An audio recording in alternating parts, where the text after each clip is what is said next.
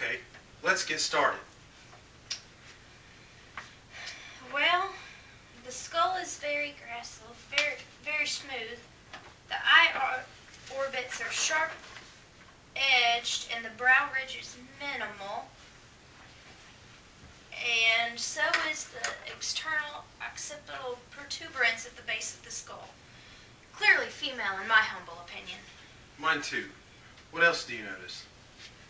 The mouth structure is orthogonal, very vertical, so it doesn't appear negroid.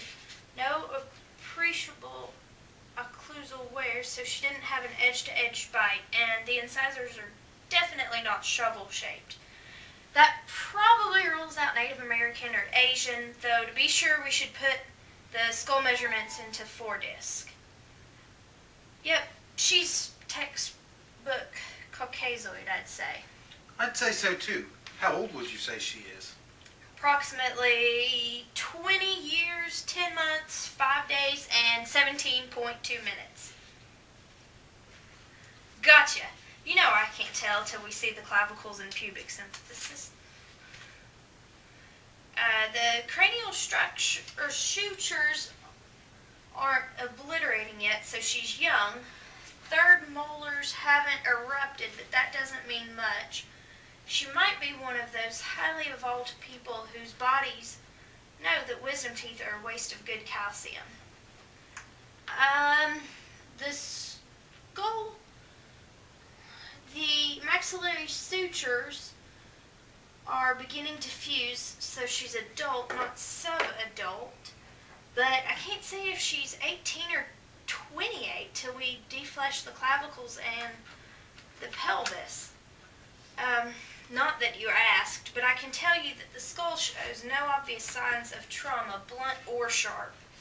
She has 3 unfilled cavities, suggesting either low socioeconomic status or limited access to dental care.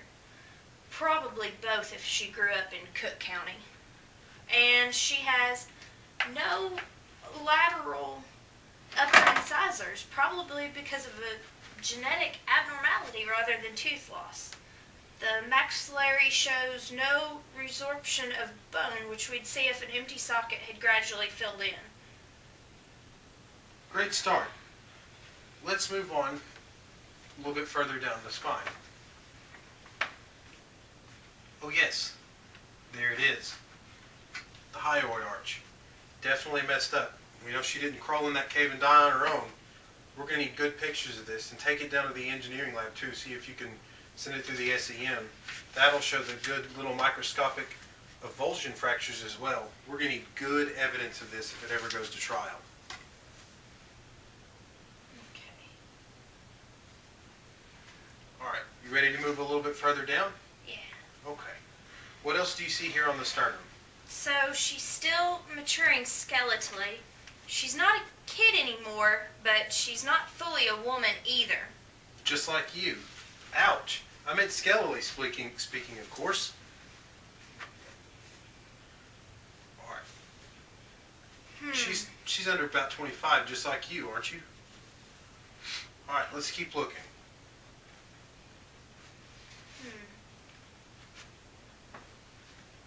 Look at that.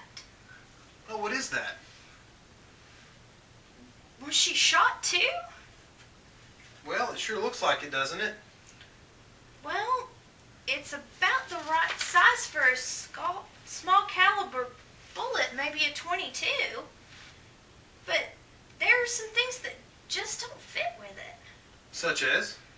For one thing, it seems too big a coincidence for a gunshot wound to line up exactly with the midline. For another, the hole looks beveled on the front and on the back sides. And bullet wounds widen only in the direction of the bullet's travel. Right. As the bullet smashes through the bones, the shock makes a bigger hole in the back than it did on the front.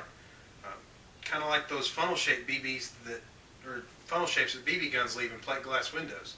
You know, bigger on the outside than they are on the inside. Spoken like a boy who had a BB gun. Hey, a guy hears stories. Now quit stalling. What else do you notice about this hole which might or might not have been left by a gunshot? Okay, what looks like beveling on both sides of the bone really isn't. It's smooth, undamaged surface. The beveling made by a bullet is rougher, and there are usually fracture lines radiating from the hole. Right. So this would be? A foramen? Exactly. Let's keep moving and see what else we find. This might be a little bit more disturbing. If you need to, step outside and take a break, okay? Okay. All right. What else do you notice a little bit further down? Oh, what is this? I believe that our female here was pregnant.